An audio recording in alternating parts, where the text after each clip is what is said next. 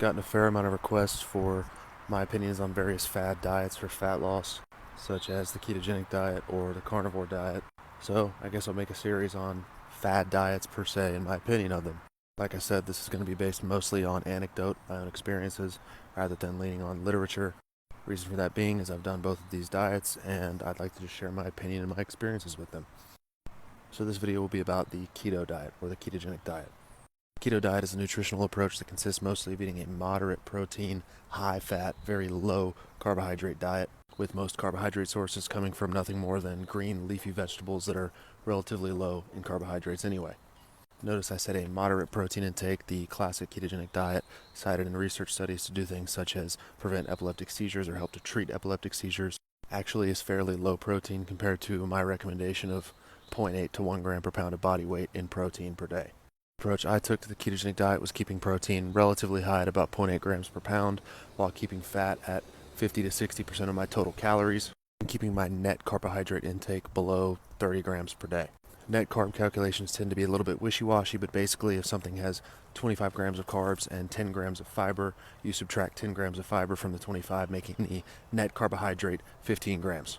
Now, when I tried the ketogenic diet back in 2018, it did take me about 10 days to get into deep ketosis, or at least producing ketones in the form of beta-hydroxybutyrate. As you can see here by the picture on the screen, that was a test strip that I used to test my ketones in my urine. And this particular test strip tested for the ketone beta-hydroxybutyrate. There are a few different kinds. So I was definitely burning fat for fuel.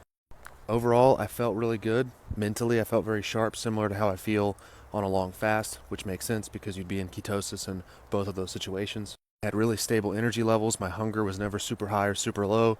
It was fairly consistent, which made going into the calorie deficit and going on a cut a lot easier for me as someone who has a huge appetite. What I did not like about it, however, is the workouts. I train heavy, I train in the 4 to 6 rep range a lot, and I train with a high intensity. The ketogenic diet does not lend itself well to heavy weight training. No matter how much salt or electrolytes I had, I just felt like I never had that extra gear. But in terms of staving off my big appetite and keeping me in a consistent calorie deficit, it did do that, and I did get fairly lean. My overall opinion on the ketogenic diet is a similar opinion to the one I share with intermittent fasting. As Stan Efferding said, and I've mentioned in one of my videos, compliance is the science. You need to pick an approach to nutrition that you can see yourself sticking with long term. When I say long term, I don't just mean the course of your weight loss journey, I mean the rest of your life. Because if you lose 50 pounds on keto and you go right back to a standard eating style, you're probably going to feel like shit and gain a lot of weight back. Whatever nutritional or dietary approach you prefer that helps you hit your caloric goals day in and day out is going to be what I recommend. For some people that's carnivore, for some people that's keto, for some people that's vegan. But for most people like me, it's somewhere in between. Getting fit is simple. It's not easy, but it's simple. Don't overcomplicate it.